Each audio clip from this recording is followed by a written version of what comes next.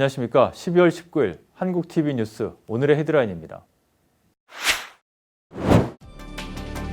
도널드 트럼프 대통령의 우크라이나 스캔들에 대한 탄핵 소추안이 어제 연방 하원을 통과했습니다. 연방 하원은 어제 전체 회의에서 권력남용과 의회 방해 등 두 가지 탄핵 소추안에 대한 표결을 차례로 실시해 두 안건 모두 찬성이 과반을 차지했습니다.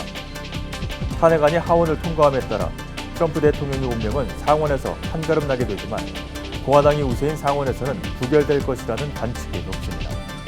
연말 헐리데이 시즌을 맞아 역대 최고치인 남가주 주민 약 900만 명이 여행길에 나설 것으로 예상돼 도로와 공항 등이 혼잡해질 것으로 전망됩니다. 크리스마스를 전후해 장거리 여행길에 오르는 한인들과 한국에서 겨울방학을 맞아 LA를 방문하는 여행객들로 로컬 관광업계가 특수를 톡톡히 누리고 있습니다.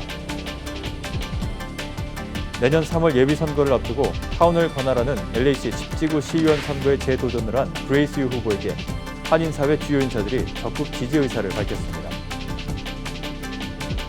올해 아이비리그 명문대들의 조기 전형 결과 전반적으로 합격률이 상승했습니다. 북한과 거래하는 개인과 금융기관에 대한 세컨더리 제재 입법을 주도한 연방 상원의원들이 북한의 성탄 선물이 무엇이든 경제 제재 강화로 대응하겠다고 밝혔습니다. 한국의 1인당 국민 총소득이 한국전쟁 이후 500배 남짓한 수준으로 증가한 것으로 집계됐습니다. 정세균 국무총리 후보자는 18일 경제 주체들이 활발하게 경제활동을 할 수 있는 여건을 만드는 것이 가장 중요하다고 생각한다고 밝혔습니다. 시청자 여러분 안녕하십니까? 한인사회 이슈를 신속하고 정확하게 전해드리는 한국TV 뉴스입니다. 남가주에서 이번 연말 연시 기록적인 인파가 여행길에 나설 것으로 추산이 됩니다. 타운 내 관광업계도 크리스마스를 전후해 장거리 여행길에 오르는 한인들과 한국에서 겨울방학을 맞아 LA를 방문하는 여행객들의 관광 문의가 늘어나면서 특수를 톡톡히 누리고 있습니다.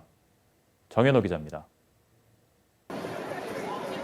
남가주의 초중고교들이 이번 주부터 일제히 겨울방학에 들어가면서 다가오는 크리스마스와 새해 연휴, 자녀들과 가족여행을 계획하는 한인들로 타운 내 관광사들에는 관광 문의가 부쩍 늘었습니다. 타운 내 관광사들에 따르면 이달 들어 관광 수요는 평소보다 30%에서 50% 정도 늘었습니다. 다음 주부터는 한국에서 겨울방학을 맞아 LA를 방문하는 인바운드 관광객들이 몰려 들어오면서 로컬 여행업계는 12월과 1월 겨울방학 특수를 촉촉히 누리게 됩니다. 올 크리스마스 시즌 남가주 지역 한인 관광객들에게 가장 인기 있는 코스는 단연 유럽입니다. 크리스마스를 유럽에서 보내고 싶어 하시는 분들이 되게 많으셔서 이 파리 상품, 또 서유럽, 또 스페인, 포르투갈, 코스타리카 이러한 관광지가 굉장히 인기가 많습니다. 한국에서 온 여행객들에게 가장 인기 있는 관광 코스는 라스베가스 등 전형적인 서부 관광 코스입니다.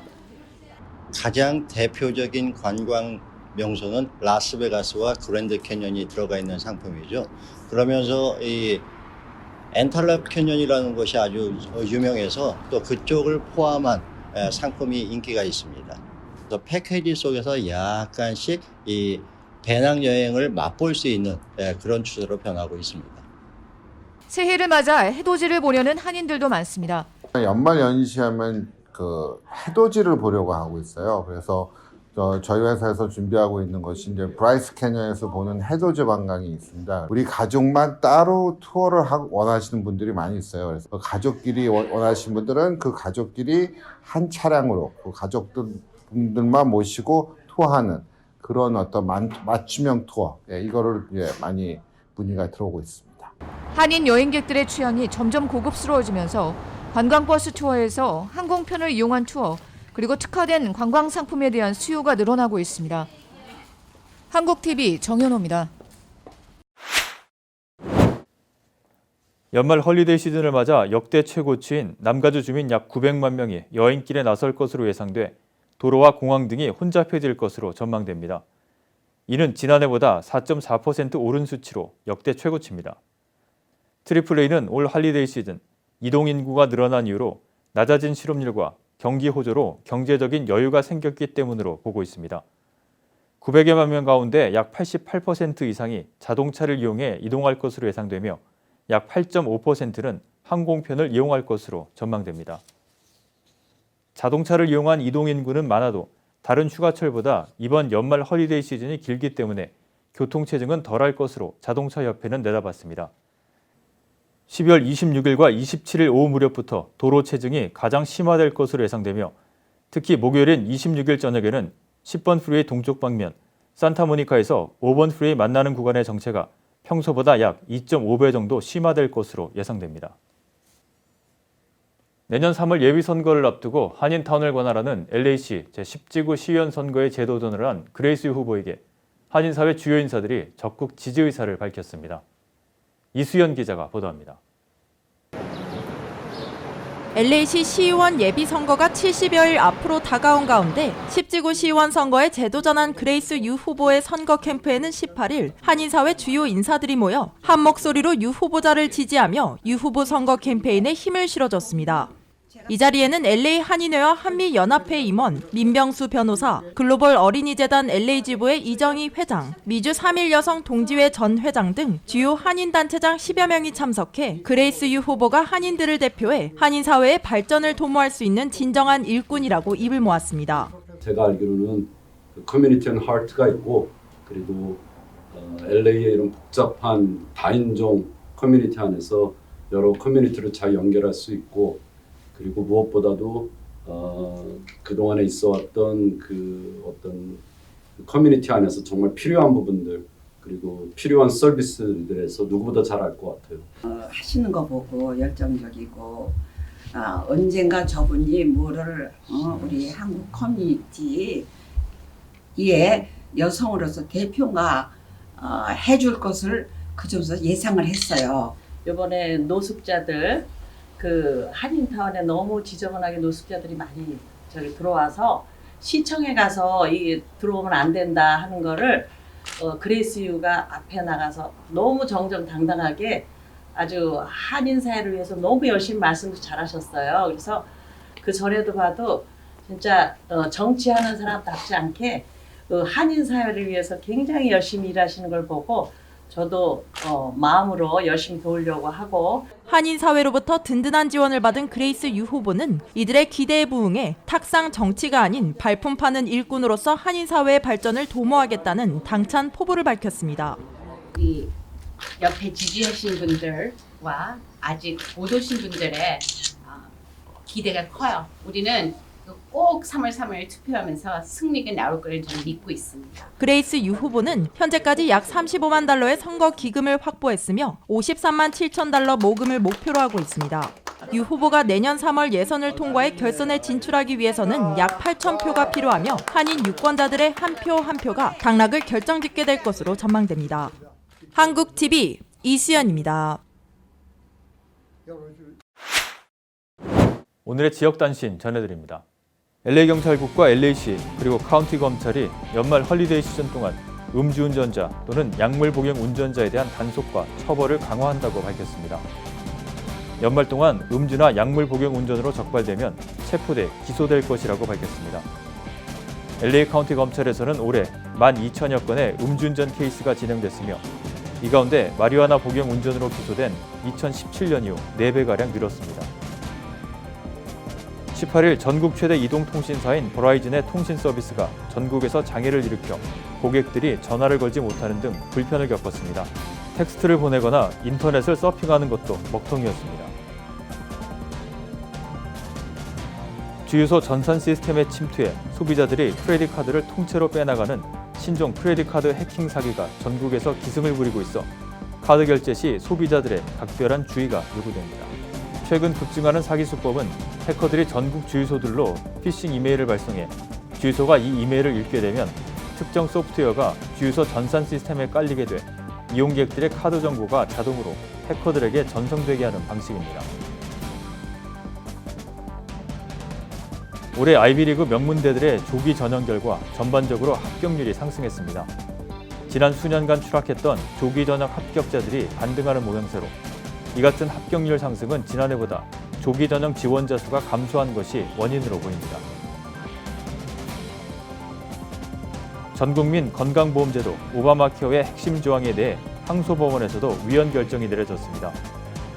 18일 뉴올리언스에 있는 제5 연방항소법원은 2대1로 오바마 케어의 전국민 의무가입 조항이 위헌이라고 결정했습니다. 앞서 지난해 12월 1심에서는 텍사스 포트워스 연방지방법원에서 오바마 케어의 전국민 의무가입 조항을 근거로 이 제도 전체가 위헌이라고 판결한 바 있습니다. 다음은 전국 각 지역 단신입니다. 지난 10년간 뉴욕시에서 렌트가 가장 폭등한 지역은 퀸즈인 것으로 조사됐습니다. 퀸즈의 렌트 리스팅 중간값은 2010년부터 2019년 사이 월 1,700달러에서 2,217달러로 30% 올랐습니다. 올해 제2차 미주지역 총영사회의가 17일 워싱턴의 주미 대사관에서 열렸습니다.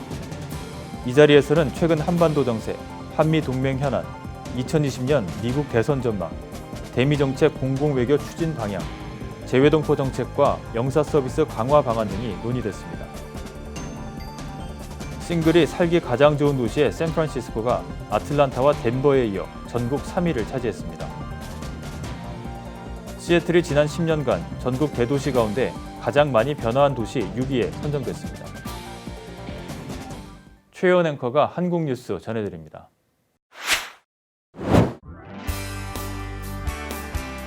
한국내 이슈들 만나보도록 하겠습니다. 먼저 첫 번째 뉴스입니다. 북한과 거래하는 개인과 금융기관에 대한 세컨더리 제재 입법을 주도한 상원 의원들이 북한의 성탄 선물이 무엇이든 경제 제재 강화로 대응하겠다고 밝혔습니다. 이들은 중국과 러시아의 대북 제재 완화 추진을 비판하며 제재 강화로 북한을 협상 테이블에 복귀시켜야 한다고 강조했습니다. 북한에 억류됐다 결국 숨진 미국인 대학생 오토 원비어의 이름을 따 이들이 추진하던 법안의 골자는 국방수검법에 포함돼 17일 상원을 통과했습니다. 민주당 크리스벤 홀런 상원 의원은 18일 의회에서 연 기자회견에서 북한이 성탄절 전후로 장거리 미사일을 시험 발사할 수 있다는 찰스 브라운 미국 태평양 공군 사령관의 발언을 거론했습니다. I don't know exactly what they're thinking. You've probably seen the speculation from a senior U.S. Air Force commander. We're here together because we think it's important to send a very clear message that we are going to respond to North Korean aggression by further ratcheting up economic pressure so that we can have a serious negotiation and get to a good result for North Korea, South Korea, for the world, for the United States. 북한이 고강도 대미 압박 행보에 나설 경우 미국 의회에서 대북 제재 강화를 추진할 계획임을 밝히며 북한에 경고 메시지를 보낸 겁니다. 벤 홀런 의원은 여러 나라 중 특히 중국의 대북 제재 이행이 느슨했다면서 중국과 러시아가 유엔 안전보장이사회에 대북 제재 완화 결의안 초안을 제출한 데 대해서도 정확히 틀린 방향으로 우리를 이끄는 것이라고 비판했습니다. 공화당 팻 투미 의원도 회견에서 이 법이 중국을 겨냥한 것이라는 점도 명확히 했습니다. 그는 이 법이 특정국에 대한 것은 아니지만 북한과 거래하는 금융기관 대부분이 중국에 있다는 게 현실이라고 말했습니다.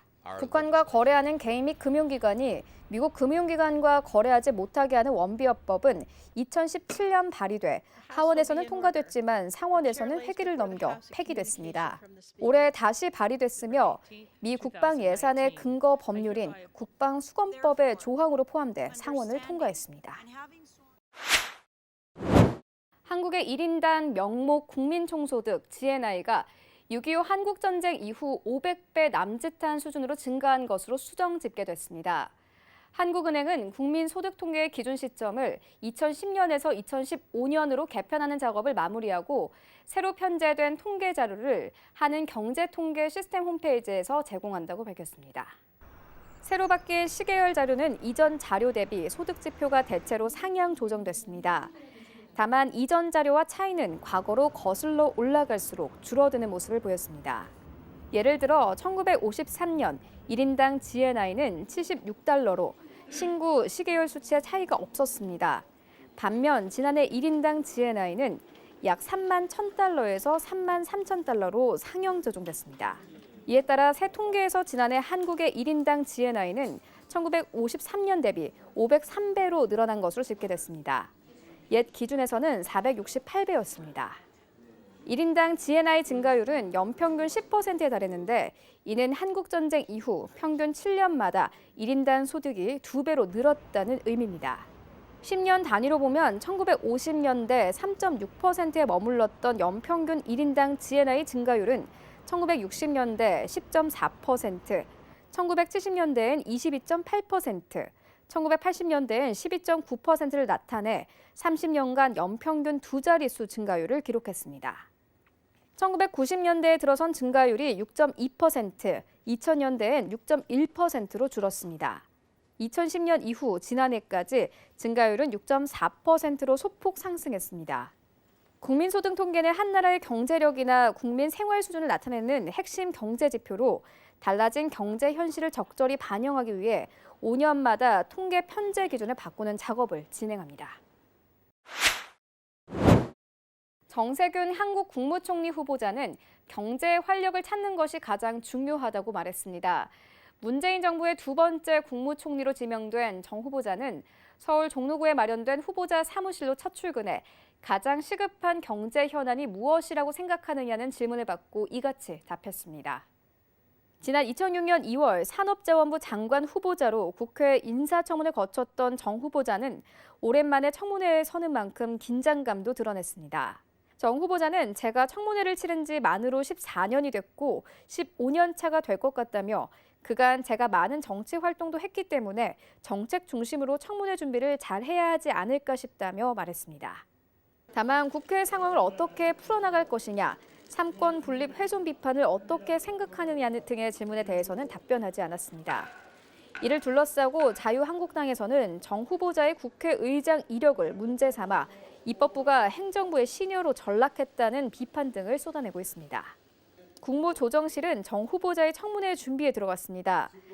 인사청문회 준비단은 전략, 정무, 신상, 언론, 행정지원 등 5개 팀으로 구성되며 노형욱 국무조정실장이 준비단장을, 최병환 국무 1차장이 총괄 반장을 맡습니다. 국회법 인사청문회법 따르면 대통령이 인사청문을 국회에 요청하면 국회는 그날로부터 20일 이내 13명의 위원으로 인사청문특별위원회를 구성한 뒤 모든 인사청문 절차를 마쳐야 합니다. 네, 오늘 저희가 준비한 소식은 여기까지입니다. 오늘의 증권과 날씨, 그리고 항공기 출도착 정보 알려드립니다.